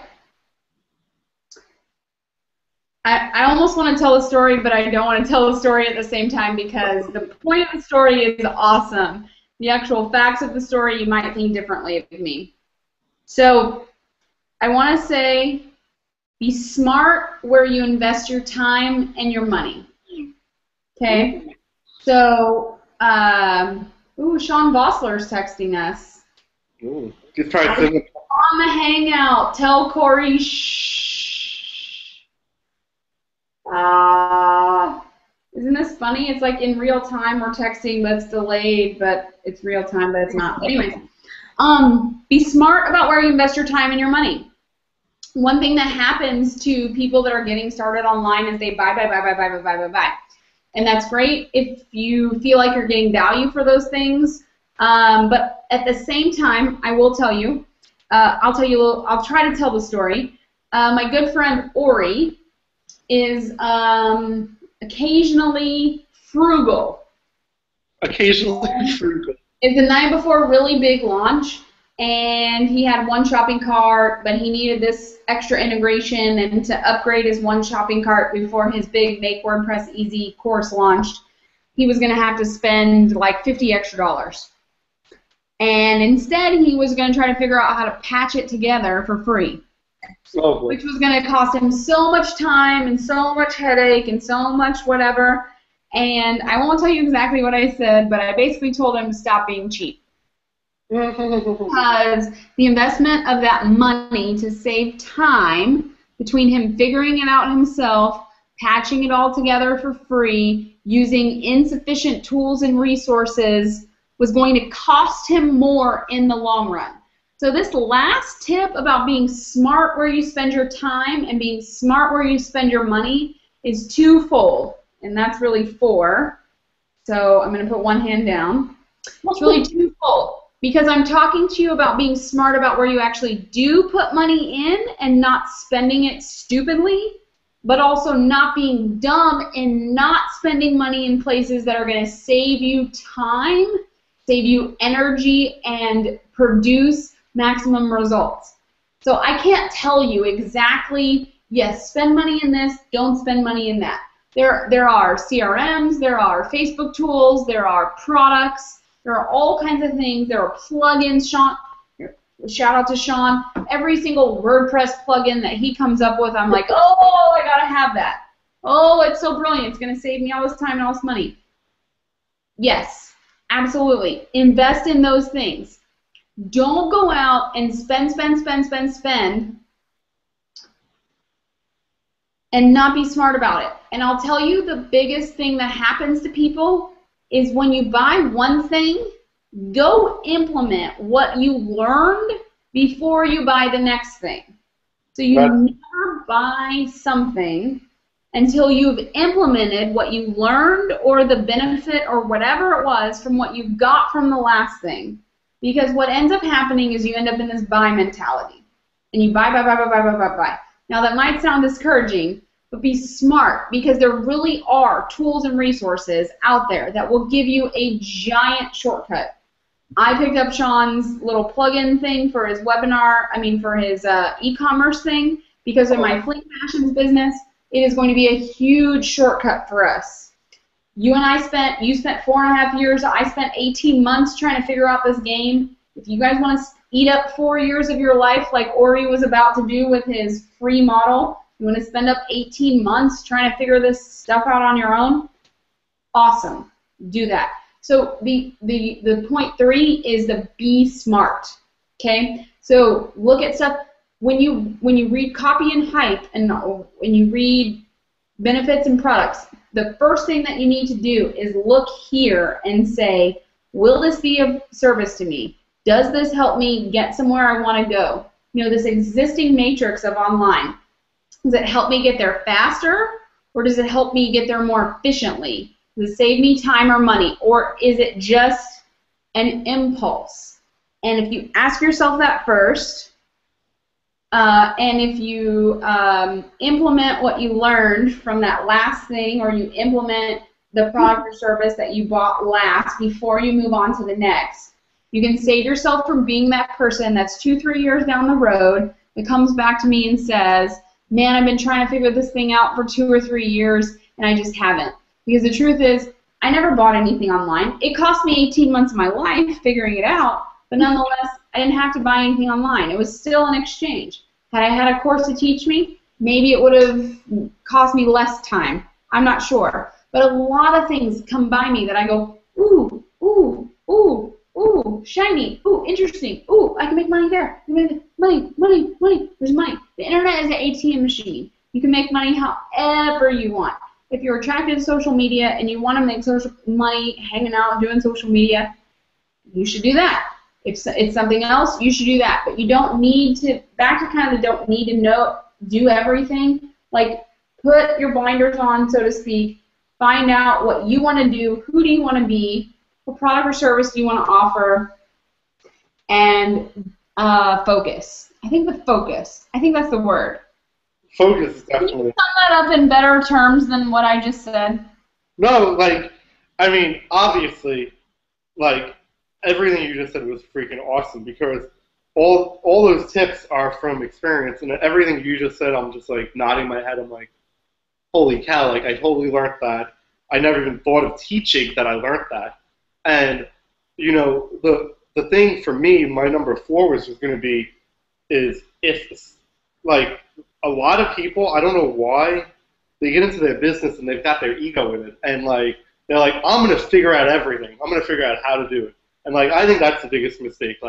I think people, and especially me, just eat some humility and watch some training on how to do it, because the amount of money that the training costs is your hourly, it's the amount you could charge for an hour of your time to talk to somebody about what you just learned.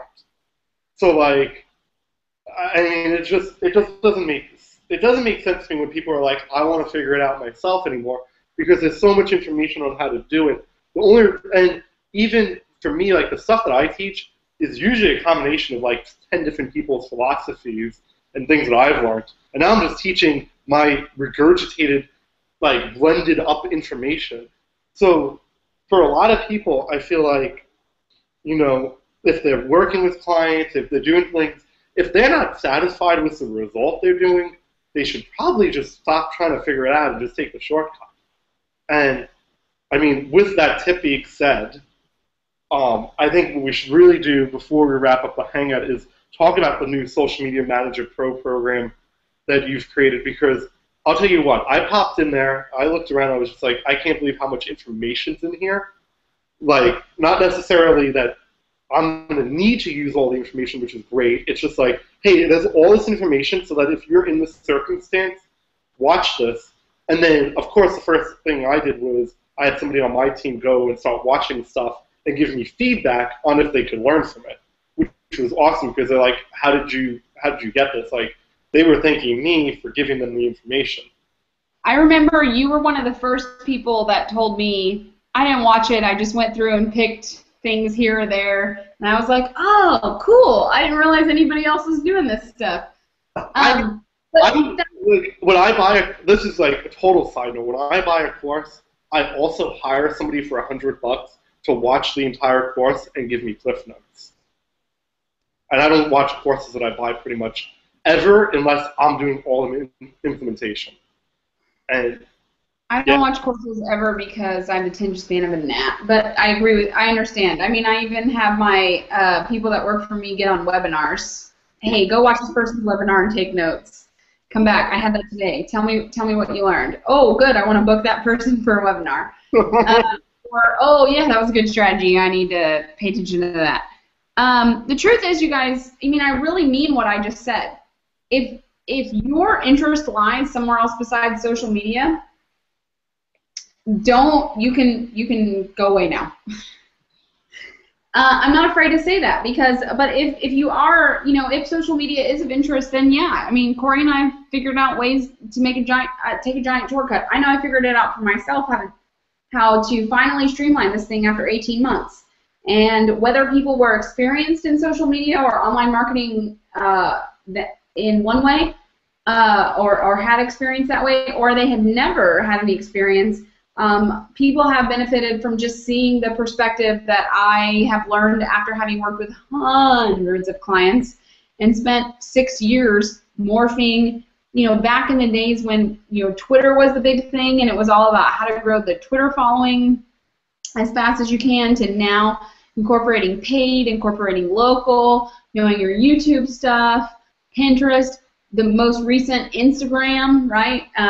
We have Rockstar Tarlise Rudeau, as we're giving shout-outs to all of our friends here. Kurt Molly on Facebook ads. I feel like I'm radio DJ now. We got Kurt Molly on the drums and Tarlise Rudeau on lead vocals and me on the guitar, right?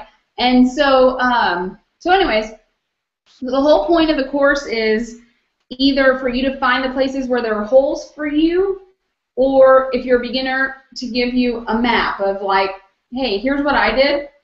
Follow this map, iterate as you go, use your own brain, and see where you end up, right? Every single one of my students that has taken what I've learned and applied it all the way to the end, that has made smart decisions, have ended up with successful social media manager businesses. Or if you're already working online and perhaps you find yourself always questioned by how much to charge, what to include, is anybody else doing this? Are people really making money? Am I not charging enough? Which is a lot of what I heard from afterwards from Corey. Was one of the first people saying, I don't really read shit. I just went to your packages and pricing so I could figure out what you were charging and what you were selling it for, and was able to contract because I don't want to write them. What I was doing. And Corey is somebody who was charging more than me at the time. But he was able to look and go, oh, that's interesting. That's what she's doing, and that's how she's selling it. Okay, I can do that. He didn't need to watch anything else. So along with those lines of focus, if this is something that you want to do, then I definitely want to help you. And I have helped more than 10,000 people get started as a social media manager. So I am a humble brag all the way, but I do kind of know what I'm doing. I had a friend of mine the other day who bought the course. She's a friend, and of course she's a friend. She gets the text, and she just got her first client. It's been 2 weeks. She just got her first client, and it's just been really fun to have coached her through. Okay, yeah, here's what you say, and here's the emails you should write, and yeah, woohoo! The other day she's texting me. And maybe this isn't, if you guys are getting started, this will sound awesome. If you're more advanced, this won't. But you have to imagine, she's texting me going, is $15 an hour okay, or should I ask for more? And it's like, to be a newbie again. So again, right, wherever you are, however much experience you have is different. So talk about the course, everything from branding, and even if you are already doing online stuff, how I think about branding is a little bit different than I think everybody else, and the reason is because I think about branding as a conversation, not a logo, not color scheme, not graphics for your cover image on Facebook, right? Those are extensions of your branding, But branding is a core conversation about what do you want to accomplish? What are we going to do with this brand? Who do we want people to think us? What is our voice going to sound like? What message are we bringing to the world, and who do we want to bring it to? And when we make those decisions up front, all the rest of those decisions that I just mentioned, like colors and logos and all that stuff, become really easy. This same girl that I was just talking about, I have a new client questionnaire in my course, which is a questionnaire that I send to all my new clients that ask a lot of those questions. What do your current customers think about you? What would you like them to be thinking about you if it's different? And all kinds of questions like that. And her very first client came back to her and said, wow, no other social media person that I have worked with has even thought to ask me those questions. So absolutely, I want to work. You have made me go back to the drawing board and do a marketing plan. Like we talked about earlier, people don't know the lifetime value of their customer. Most people don't have a freaking marketing plan either. These questions that I'm giving you in this document that you should send your clients, and this new client questionnaire asks those questions. So it makes them start thinking, oh, shit, if she's asking me these things, why don't I know the answers? I need to think about my business more. And when you make them do that, you look really freaking good.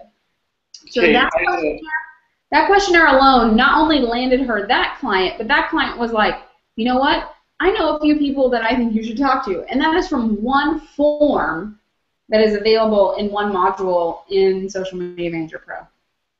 Kate, I got to interrupt you because Please. I do something very similar in my web agency because, as you know, like I have a team who does graphic design, they do web development, and I send the client like a 5-page brief, and it's like, I need to know everything about your business, like everything. And it's questions that might not even have anything to do with the work we're doing currently. And I'm just like, I need all this information. And I got an email like 2 weeks ago, and somebody's like, do I really have to fill this whole thing out? I go, well, no, you don't have to. I could send you a refund. And like 3 hours later, do a shitty job, and you're going to fire me in 3 months. Let's see.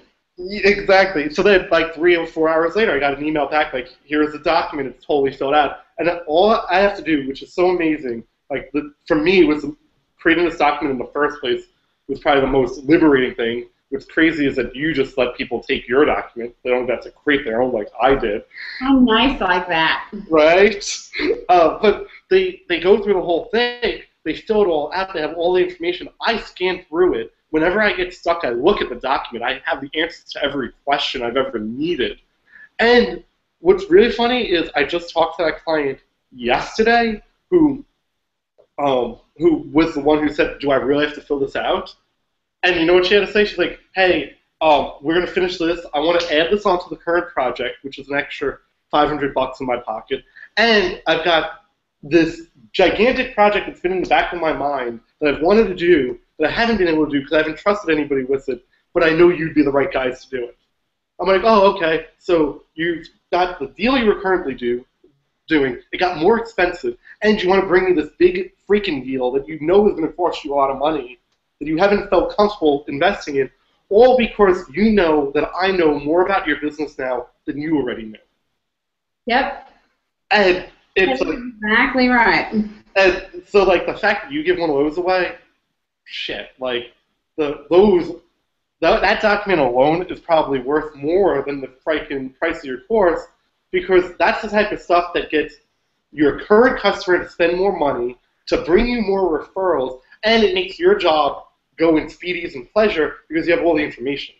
Yeah, because what's interesting about that is you're asking questions about their business that are making them think about their business instead of going, give me your money so I can do a service for you.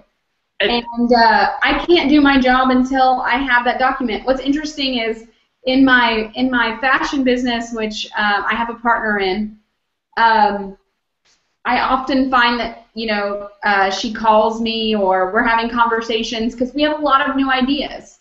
Ooh, you're finishing yours. Okay. Uh-oh. Oh, I just spilled all over my... You can't spill. I just did. And I find this with clients, too, that say, I'm going to talk for a minute while I clean this up. You know, that they had a new idea, that they went to a seminar and they learned something new. Yeah, I'm wiping off my leg here. They went to a seminar, they learned something new, this new strategy, this new idea. They found something online. They had a friend at a networking meeting that told them. I once had a client tell me that someone in their office told me that all the @replies on the front of their Twitter page made it look messy, and so they went behind me and they're paying me for done-for-you services and deleted them all. Oh. Because all the @replies on Twitter made their page look messy. Mm. And I was kind of like, well, then how are we supposed to talk to people? It's funny is because people when they And I was like, but you guys can keep paying me every month to tell you because I'm the expert, but please do listen to the customer support person in your office that is telling you to delete all the @replies. So the point is, when you come back to a home of branding, those do not become, how do I know? Do I go this direction or that direction? I have this new idea. We've been working this direction. Do we tangent off? Did we learn something or did we have a new idea, whatever? And to me, that I can sometimes get caught up in that, but then oftentimes I go, and then, no, every time, at some point I go, wait a minute. I know how to answer this question, right? Oh, weigh the pros and cons? No, that's all bullshit. No. The answer was, go back to your original branding conversation. What was your mission? What were you setting out to accomplish? Who did you want to reach? What message did you want to send them? What service or product were you providing to help that market? And what were your core values on the way to doing that? Because ultimately, every decision, and I'm not kidding you guys, every decision that you make in your business or that your clients make in their businesses can be dialed back to that original core mission branding conversation. And those questions are on that freaking questionnaire. And if there is any business that hasn't stopped and said, why do we exist? Why are we better than the competition? If I got hit by a bus tomorrow, what would I want people to say about me? About how I said it? About all of that stuff? Then I don't give a shit what color your logo is. I don't care how sleek your UI is on your website. I don't care how interactive your social media campaign is. I don't freaking care if you hire Gary Vee to do it. I don't care. It all comes back to those core branding conversations. That is how you answer the questions going, what do we do next? How do we do it? What did we set out to do? Let's do that. Does it further that objective or goal? Great. If it doesn't, go back, start over, and that's on that questionnaire. That's just module 2. I also teach you how to package and price your services. I teach you how to brand yourself. I teach you how to have branding conversations with your clients. I teach you how to actually do the work of like updating every day. I teach you how to run reports. I teach you how to get paid. And then my new favorite thing in the new course is that I teach you how to get paid without doing done for you. So in other words, AKA get out from behind the computer in terms of doing the done for you. Go be a speaker, go be an author, start consulting, write do white papers, grow an email list, be an affiliate marketer, host events.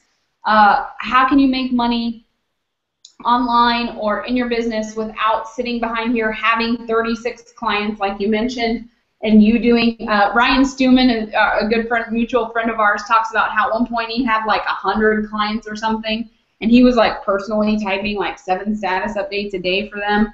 And how do you get out from under doing that and create some other streams of income? And my favorite part is that I brought in experts. So I don't know, I use Instagram and I have fun with it, and I think I know a thing or two about it, but ultimately I can't spend my time on every single platform.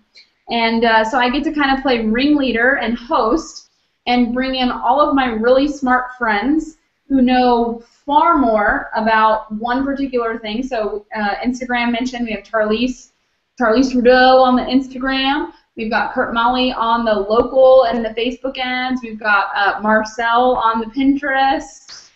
We've got Ryan Stewman on closing, hardcore closer on selling and prospecting and closing, super brilliant guy. My business partner, Jesse Jameson, on creating strategic campaigns. We've got an awesome Ori Bengal on the WordPress. We've got an awesome faculty lined up in Social Media Manager Pro, which is, they are far smarter than I am, and I'm privileged to be the one to say I know each one of those people, and there's a lot to learn from all of them. We just packaged it all up and put a pretty bow on it and said, here you go. That's that. That's a Richard Branson quote, right? Tip right there. Richard Branson's tip is when he's building a board of directors on his business, he wants to be the dumbest person at the table. How to be the dumbest person at the table? And you know, I poked around in your product, absolutely, and I think the most fun part of it is the hangouts where you've got like 8 to 10 people's point of views on various topics and how to do stuff. Because the fact of the matter is, the product isn't about you. The product is about everything that people have been able to do. The fact that you give people the cheat sheets, like, that's just like, you know, there's nothing out there that's going to do that. I mean, I'm really well connected. So that is only one of the many cheat sheets that are in there. How to write proposals, how to do strategies, how to do evaluations for these people, give them feedback, your reports, all of that stuff where you can customize it and put your own branding and your own whatever in there. Those are all in there. My favorite one is the new client questionnaire because it's so sneaky because, man, you know, and you know what's interesting about that is back in the day, tell those stories, it was one of my very first clients that I was getting like buku money to do a strategy for them, and I thought, they look smart. I need to make one of these. They're paying me like a lot of money, more than I'd ever made before for a strategy. I thought, if they only knew, kind of thing. I mean, I'm being honest with you guys. And I thought, I need to look really smart. And so I found somebody who did content management for corporations. And I said to her, when you're doing a content management strategy for a corporation, how do you get information from them so you know, like, what the business objectives are, blah, blah, blah. And she was like, oh, yeah, well, I send them like this questionnaire. And I was like, oh, awesome. So she sent it to me, we partnered, and I totally modified it, right? Like, I was like, oh, I got it, and I went, oh, man, this is good. Here are the things I would like to know if I was going to be able to answer these questions with social media and actually get them these customers. Here's like 8 million other things that I think would be good to know. Like, I would ask them all these questions. And we just turned it into a document for that one client. So not only did that client pay me to do the strategy, they paid me to create that questionnaire, and they've been impressed by it. Every single client I've ever worked with has been like, whoa, I don't know the answers to all this. And I find that's a great place to be. And some of them are overwhelmed and are like, oh, this is a lot of work. And I'm like, you should know these things about your business. I mean, you should. If you want me to do something for you, like, you should know these things. So it positions you so well. Just that one document positions you in the offensive position instead of the defensive position, which, as a service provider, many of us find ourselves in. So I know we've kind of like gone on and on about the same thing, but you know what's really cool about what you just said, though, is I'm a really big, like, I don't know why in my spare time I like to read about, like, buyer psychology and customer psychology, probably because you're a nerd? Well, yeah, and I just like to study buyer behavior. Like, I like to know, like, what motivates somebody to buy and then how to get them to keep buying. And what I found was that the likelihood of somebody making a return or getting a refund on something is the first 72 hours if they don't make a refund in 72 hours, their likelihood is that they'll stick with you for months. And the biggest reason that people get a refund is because they don't have a deliverable. So giving them a customer intake form like you just described within a couple of hours of receiving their money is so powerful because they are distracted for 3 to 5 days, filling out the survey, getting a deliverable, giving you homework. They're invested emotionally into your business now rather than being invested financially. So by the time I send that along with the link for them to send me payment. So as part of my welcome packet, what I call my welcome packet is, here's how it works. When I have a prospect come to me, I'm pretty good at just by their dialogue and stuff, ferreting out whether they're going to be a good fit for me or not. But either way, I almost always have a 15, 20-minute conversation with them, especially in the position I am now, because if I don't want to take them on as a client, I know that I've got a student, a coaching student or something, and that's one of the benefits of working with me is that when you're in my coaching programs that you get my leads that I don't take. So I almost always have a 15, 20-minute conversation, and I love it because, like what you're saying, is I get to learn in the process, right? I'm on the front lines talking to clients, understanding what their challenges are and why they think that they need a social media manager. Have that initial conversation, decide whether I'm going to move forward with them or if I'm going to refer them. If I'm going to move forward with them, they get an email at the end of the call. Everybody starts with a strategy. I don't even talk to them about future options that are done for you, consulting, training, technical implementation, any of that stuff. We all start with a strategy. Why? Because it gives me a chance to interview you while you're paying me to interview you.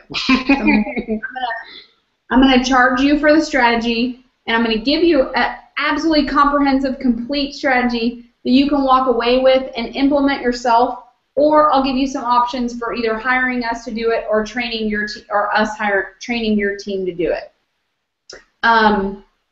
So that's what I talked to you about on the call. That's a place to start. I don't have anything else I can help you with. I need to go do market research for you. You're going to get a copy of that. You're going to get your competitor research. You're going to get the basics of social media. You're going to get my wildcard strategies. You're going to get all my thoughts on if I was the owner of your business, this is what I'm going to do. Here's where I see the holes. Here's where I see the opportunities. And that's what you're paying me for is my brain. We get on a call. I present that information to you. You get the report as well. And you get to ask questions on a hangout just like this. From there, I may present future options. If I want you as a done-for-you client, I may bring you on that way and say, I think done-for-you is the best option. I'd like to work with you. Here's how I can help. Or I'd like to help source and find an employee for you, train them, train your team, if that's the other option. But when we hang up the phone from that consultation call, if you are a yes to wanting to work together, you get a welcome packet from KBJ. And you have 3 things in there. One is this new client questionnaire. I can't proceed until I have all the answers to that question. And I now even have, it used to be a document, and I give it to you in the course as a document, but for me, I send a link where they're doing like a WooFoo form. So they're actually answering the questions online, typing in.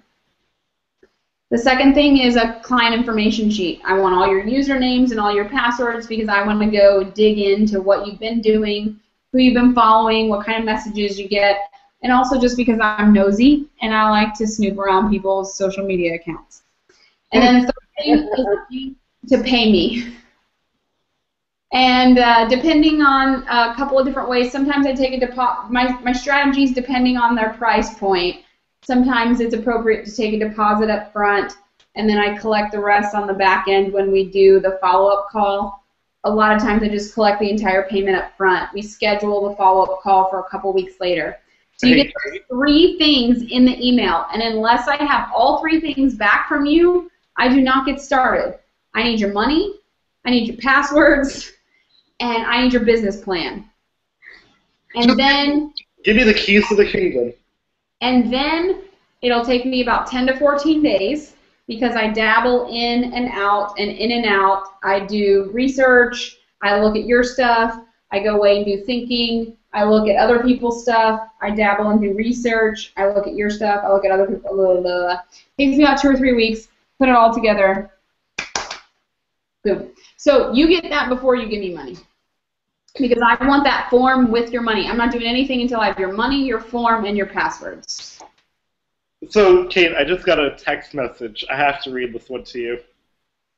I got a text message. Even when Kate Buck is wicked up, she's sound as a pound.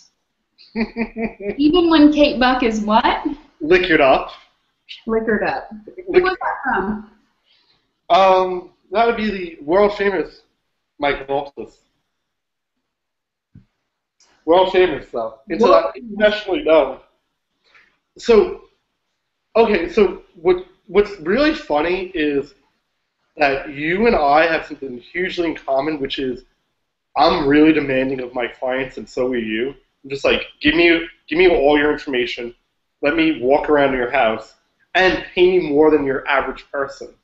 And what's strange is when you know the type of customer you want, they're willing to do that. They prefer it. Like, I've had, in the last month, I've had 2 different people come to me saying, I want to give you a percentage of ownership of my company because I don't want to focus on those areas of my business because you are so demanding of me, like, which is so hilarious because it's like so many people go into these relationships with clients and they're very meek. And they're like, how can I serve the client? And that's great. You've got to serve the client. But part of it is how can you make your client run faster so they have more results because you do know more than they do. Because let's face it, marketing and sales are the lifeblood of somebody's business. And what you're selling people is blood for their business. So that sounds gory, but you know what I mean. I know exactly what you mean. I actually realized I had told somebody that I would meet them at 10. Ooh, so you got to run. Because I thought you said we were only going to be on an hour. But I should have known with the drinking and the fun that we would be longer than that. So, do you switch over so that and point so I can share my screen really quick? Oh, you can't. Do I have to do something to make you share it?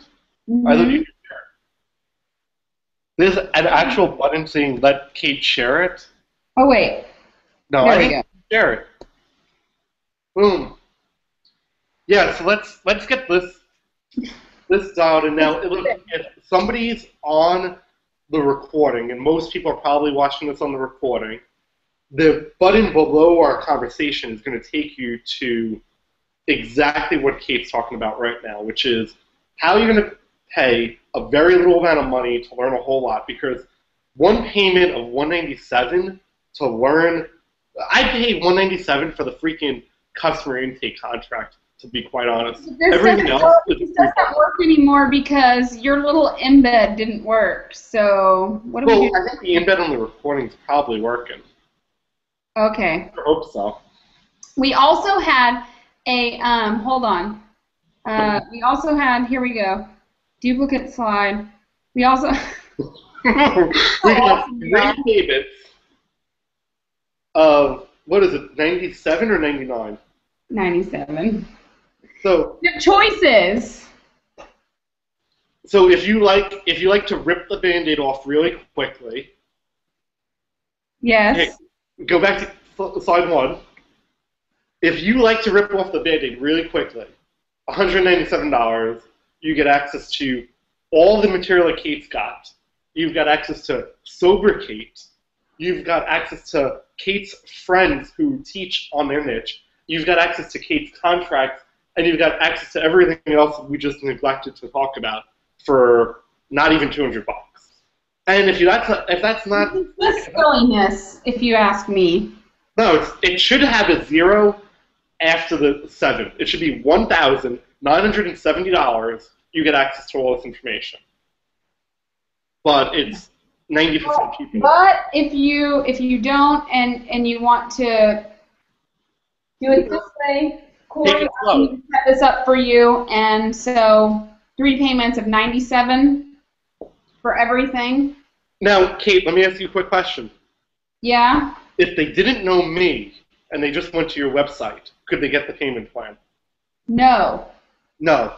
So what I did was just go to my website. It would be $4.97. Right. If you went to Kate's website, it's $4.97. So all I did was I said, hey, look, Kate, we need to drink a bunch of alcohol and get on the Google Hangout. And listen, we're going to talk about your product. Can you just massively discount it? Here's the prices when it's massively discounted. You're not going to find it cheaper. You're not going to find the payment plan. And to be quite honest, if you've watched for this long, you probably should just freaking pick it up because you're obviously interested. And if you don't pick it up, you're making mistake number 2, which is you're being cheap, which is just bad for business. Well, when we said don't do those things, I said don't be cheap earlier. Remember, that was my friend Ori's big problem. Right. Because if you're being cheap, you're really costing yourself money. Now, on top of that, because as if $197 wasn't enough for all of this, Corey, you have a surprise bonus. Right. So anybody basically who picks up Kate's course, send me an email. It's my first initial, C as in Corey, my last name. Actually, just send me an email, Corey, C-O-R-Y, there's no E, at the 247entrepreneur.com. Can you spell entrepreneur? I'll give you a different email address. Just send me an email of your receipt of picking up Kate's course, which is the Social Media Manager Pro, which has a buy button below the video that you're watching, or send me a message if you can't find it. We'll send you a link. Send me a copy of your receipt. I'll send you access to my $200 course. It's 2 payments of $97 on how to run a super cool Facebook group. And that product course, 2 payments of $97, which is $194. So I'll just comp you on my product that costs the same as Kate's if you send me your receipt.